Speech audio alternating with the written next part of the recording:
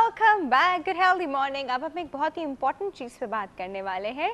रमज़ान में डायबिटी जिन पेशेंट्स को है, जो डायबिटिक हैं या प्री डायबिटिक हैं, तो इनके किस तरह को उनको एहतियात करनी चाहिए, क्या खाना चाहिए, क्या नहीं खाना चाहिए, किस तरह कितना, और जो उनकी मेडिसिन साथ साथ चल रही है उनको कैसे मैनेज किया जा सकता है। इस पर बात करने के लिए हमारे पास बहुत ही अच्छे से डॉक्टर साहब मौजूद हैं। डॉक्टर ज़मान शेख। अस्सलाम वालेकुम डॉक्टर साहब। वालेकुम अस्सलाम। कैसे हैं आप? बिल्कुल ठीक। बिल्कुल ठीक ठाक जी। अच्छा जी, डॉक्टर साहिबा के साथ डॉक्टर साहब के साथ हमारे पास एक डॉक्टर साहिबा मौजूद है।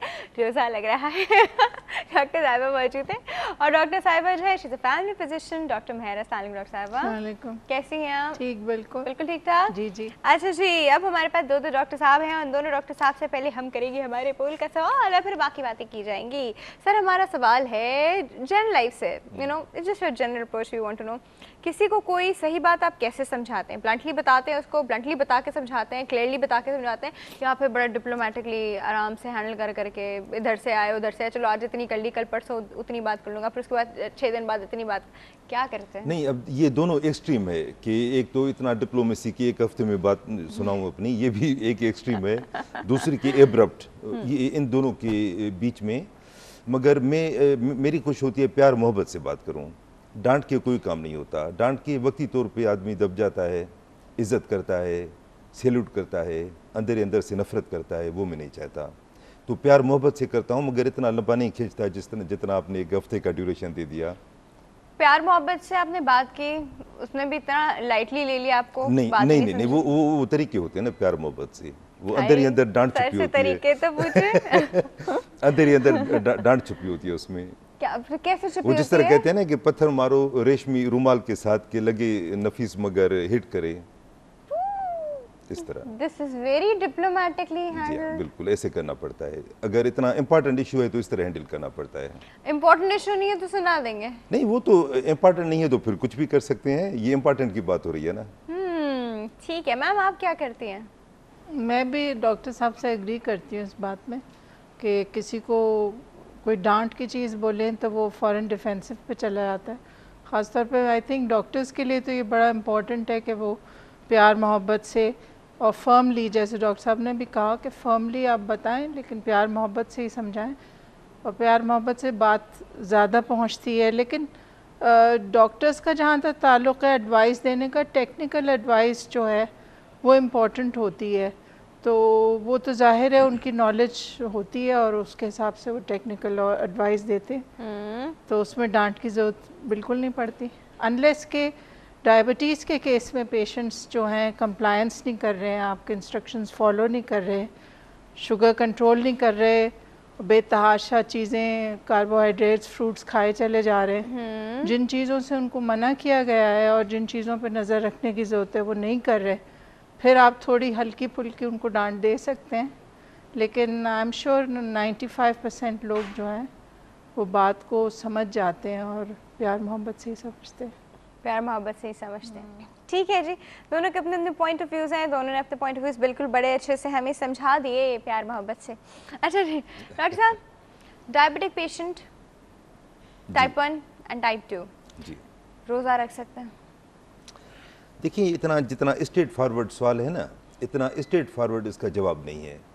हाँ, अमूमी तौर पे हम डायबिटीज़ के मरीज़ों को 4 हिस्सों में डिवाइड करते हैं। एक वो जो डाइटिंग पे रोज़ा कंट्रोल करते हैं, डाइटिंग और एक्सरसाइज पे कोई दवा इस्तेमाल नहीं करते। दूसरे वो जो टेबलेट इस्तेमाल करते हैं लाइफ स्टाइल के साथ। तीसरे वो जो इंसुलिन एक दफ़ा लगाते हैं गोलियों के साथ। चौथे वो जो 2 दफ़ा या उससे ज़्यादा इंसुलिन लगाते हैं। ये 4 हिस्सों में डिवाइड करते हैं और हर एक के लिए अलग इंस्ट्रक्शन है। अब मैं बहुत ही मुख्तसरन में अगर बता दूं कि जो डाइटिंग और एक्सरसाइज पे रोज़ा कंट्रोल वैसे भी करते हैं, उनको तो रोज़ा लाजमी रखना चाहिए, क्योंकि रोज़े का मकसद ही डाइटिंग है, तो बड़ी आसानी से पूरा हो जाता है। इसमें थोड़े से हम इंस्ट्रक्शन देते हैं कि थोड़े से अपने जो लाइफ स्टाइल है उसको मॉडिफाई करें, कि सारी कसर जो है वो सहरी और इफ्तार के खाने पीने निकालें, वरना डाइटिंग का वो फ़ायदा नहीं होता जो एक टाइम मिस कर देते हैं आप रमज़ान में। दूसरा, एक्सरसाइज वैसे हम कहते हैं डे टाइम में करें, सुबह सवेरे। अब हम कहते हैं कि इफ्तार के खाने के 2 घंटे के बाद करें। और अगर कोई तरावी पढ़ता है पूरी मुकम्मल तो बेहतरीन एक्सरसाइज है, उसको और कोई एक्सरसाइज करने की ज़रूरत नहीं है। अच्छा, अब उस पर करते हैं जो टेबलेट लेता है, सुबह शाम गोलियां खाता है, वो भी रोज़ा रख सकता है, मगर उसमें थोड़ी सी मॉडिफिकेशन करते हैं हम। मॉडिफिकेशन ये करते हैं कि वैसे हम हाई डोज सुबह देते हैं और गोलियों का हल्का डोज शाम को देते हैं, क्योंकि पूरा दिन हम खाते पीते रहते हैं, रात को सो जाते हैं। अब इस सिस्टम को हम रिवर्स कर देते हैं, मतलब ज़्यादा डोज जो थोड़ा हेवी डोज है वो हम इफ्तार के टाइम पे देते हैं, और हल्का डोज जो वैसे हम रात को देते हैं वो अब सहरी को देते हैं, ये थोड़ी सी मॉडिफिकेशन के साथ। और मैं यहाँ एक बात बताता चलूँ कि जो टेबलेट पाकिस्तान में अवेलेबल हैं शुगर की, वो 6 ग्रुप हैं पाकिस्तान में जो अवेलेबल है, मुख्तलिफ, बाइगोनाइड, सल्फोनाइल, यूरिया, TZT वगैरह, DPP-4 इनहिबिटर, हर एक मुख्तलिफ है। और रमज़ान में कुछ टेबलेट सेफ़ हैं, कुछ सेफ़ नहीं है। तो बेहतर है कि रोज़ा शुरू करने से पहले अपने डॉक्टर के पास जाए कि डॉक्टर साहब गोलियाँ तो मैं ले रहा हूँ। ये क्या बात है, डॉक्टर साहब ने कहा कुछ सेफ है और जी हाँ, कुछ सेफ से मतलब ये कि रमज़ान के हिसाब से कुछ शॉर्ट एक्टिंग है ना, वो बेहतर है रमज़ान में, कुछ लॉन्ग एक्टिंग है जो जिनका असर 24 घंटे चलता है, वो सही नहीं है। तो रोज़ा शुरू करने से पहले अपने डॉक्टर से मशवरा करना चाहिए कि डॉक्टर साहब ये मैं मेडिसिन ले रहा हूँ और मुझे रोज़े रखने हैं, तो इनमें क्या मैं चेंजेस लाऊँ। तो हो सकता है उन्हीं दवाओं का वो डोज चेंज करे, हो सकता है वो दवाएं बंद करके दूसरी दवाएं स्टार्ट कराए रमज़ान की हद तक। ठीक है, तो ये थोड़ा सा फ़र्क है। ओके। अब अगर इंसुलिन पे आ जाएं तो जो एक दफ़ा इंसुलिन लेता है वो तो रोज़े रख सकता है आराम से, मगर वो इंसुलिन अब इफ्तार के टाइम पे लगानी पड़ेगी। और टेबलेट इंसुलिन जो है वो ड्यूरिंग रोजा नहीं लगा सकते? लगा सकते हैं, लगा सकते हैं, बिल्कुल। ठीक है। और शुगर भी चेक कर सकते हैं, उससे रोज़ा टूटता नहीं है। ठीक है, चलो शुक्र, एक काम तो अच्छा हुआ। डॉक्टर साहब, हाइपोग्लाइसीमिया क्या होता है? हाइपोग्लाइसीमिया जब खून में शुगर का लेवल कम हो जाए, ये आमतौर पे डायबिटिक पेशेंट्स को अक्सर हो जाता है। इसके सिम्टम्स ये होते हैं कि पसीने ज़्यादा आ रहे हैं, कन्फ्यूजन हो रहा है, बाज़ लोगों को कुछ समझ नहीं आ रहा होता, किसी को नींद ज़्यादा आ रही होती है, कोई लोग बेहोश भी हो जाते हैं इससे। और इस हाइपोग्लाइसीमिया में ख़ास तौर पे ये देखना चाहिए कि पेशेंट को इसके बारे में पता हो। अगर आप डायबिटिक हैं और आपको पता है कि इसके सिम्टम्स क्या हैं और उनका तदारुक कैसे किया जाएगा, यानी आप शुगर खाएं, अपने साथ स्वीट्स रखें, स्वीट बिस्किट रखें, स्किम मिल्क फ़ौरन पी लें, ये इसकी प्रिवेंट करने, इसको ट्रीटमेंट करने के लिए आपको पता होना चाहिए।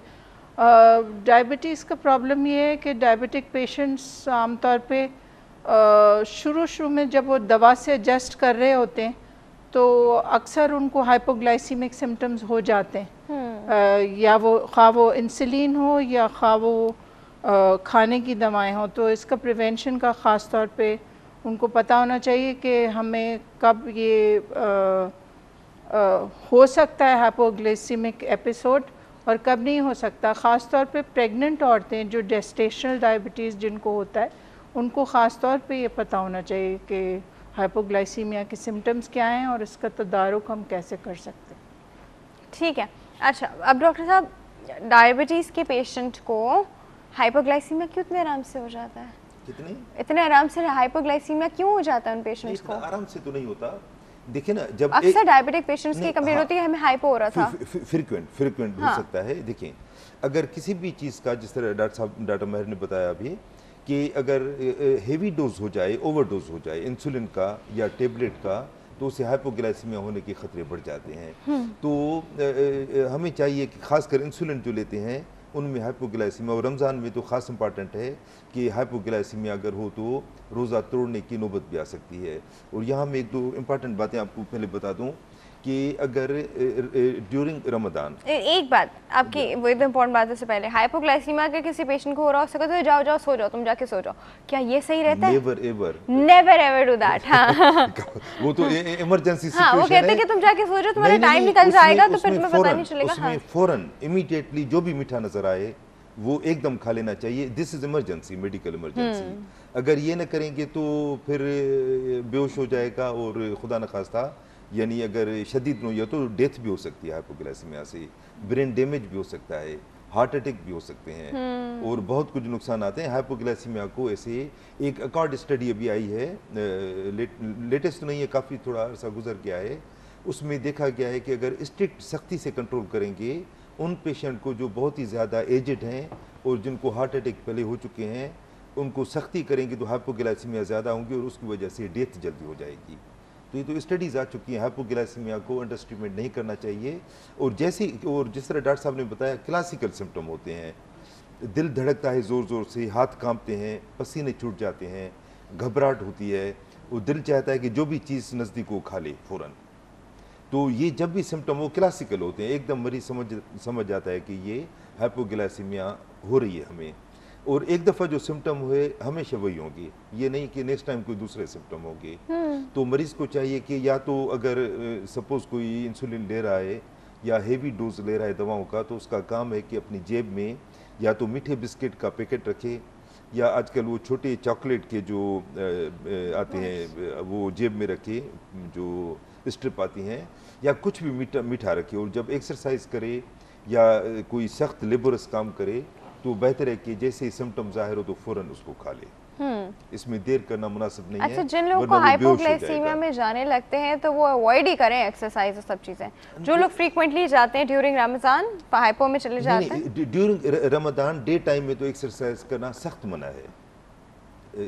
रोज़े के दौरान उनको एक्सरसाइज रात के खाने के इफ्तारी के बाद 2 घंटे के बाद करनी चाहिए। अच्छा जी, हमारे पास एक कॉल मौजूद है जी, अटेंड करते हैं। अस्सलाम वालेकुम। अस्सलाम वालेकुम। गुड हेल्दी मॉर्निंग आपका। गुड हेल्दी मॉर्निंग याया साहब, कैसे हैं आप? बस अल्लाह का शुक्र है, रमजान शुरू हो चुके हैं। हाँ जी। अब ये है कि चले आज आपकी डायबिटिक के बारे में बात हो रही है, तो मेरा अक्सर बहुत से लोग इस राफिया बीमारी में मुब्तला है, तो मेरा कहना है कि क्या किस हद तक यानी डायबिटिक आदमी जो ज्यादा अफेक्टेड है तो उसको रोजे रखने चाहिए या नहीं चाहिए, या क्या इसकी क्या मेयार है कि वो आदमी रोजे रख सकता है या नहीं रख सकता। और दूसरी बात है कि हमारा हम जो इसको फॉलो कर रहे होते हैं रमजान को, तो है हम तो एक कसम में हमारे एक मजहबी रिवायत है उसको फॉलो भी करना, लेकिन कभी कभार डॉक्टर कहते हैं नहीं रखो रोजा, लेकिन फिर भी हम रखते हैं। तो ये मैं इस लाइन को ड्रॉ करना बड़ा मुश्किल होता है, इसके बारे में जरा बताइए मुझे। ठीक है। अच्छा याया साहब, हमारे पोल के सवाल का जवाब देंगे? जी जी बिल्कुल बिल्कुल, मैं सवाल सुन नहीं पाया, मुझे हाँ जी, मैं सवाल बताती हूँ। हमारा सवाल है कि किसी को सही तरीका क्या होता है कुछ अच्छी चीज़ सही चीज़ समझाने का, उसे ब्लंटली बता दें कि ये गलत है, तुम उसको ऐसे करेक्ट कर लो, या फिर उसको प्यार मोहब्बत और डिप्लोमेटिकली और पता नहीं किस तरह हैंडल किया जाए? नहीं, आई थिंक मेरे ख्याल में ब्लंटली तो बताना आई थिंक मुनासिब नहीं है। ब्लंटली बताने से उसके बाद का इफेक्ट आई थिंक राफिया नहीं रहेगा। अगर आपको बताना है तो आप बड़े प्यार मोहब्बत से तरीके से बताएंगे कि उसको बुरा भी न लगे और आप कहें। ब्लंटली बताने से ये होता है कि बाद लोग आपको ब्लंटली बता दे रहे हैं, लेकिन इट विल नॉट इफेक्ट उस वक्त करेगा जब आप प्यार मोहब्बत से बताएं, तो मेरे ख्याल में वो बात समझ में आ जाएगी, उसको बुरी भी नहीं लगेगी। वरना हो सकता है वो आपको रिपेल कर जाए। तो बेहतर है कि मेरा अपना ख्याल है, maybe I am wrong, लेकिन मेरे ख्याल में अगर मैं किसी को समझाऊंगा तो मैं उसको क्वेश्चन लेके और बड़ा तरीके से समझाने की कोशिश करूंगा। ओके, ठीक है यार साहब, ठीक है। आपके सवालात का भी जवाब देते हैं सन के बाद। हमारे वोट बढ़ रहे हैं। हाँ, लेकिन इससे पहले कि वो सवालात के जवाब दें, एक छोटे से ब्रेक का वक्त है, एक छोटे से ब्रेक लेते हैं जी, फिर इसके बाद और बातें करते हैं, कहीं नहीं जाएगा।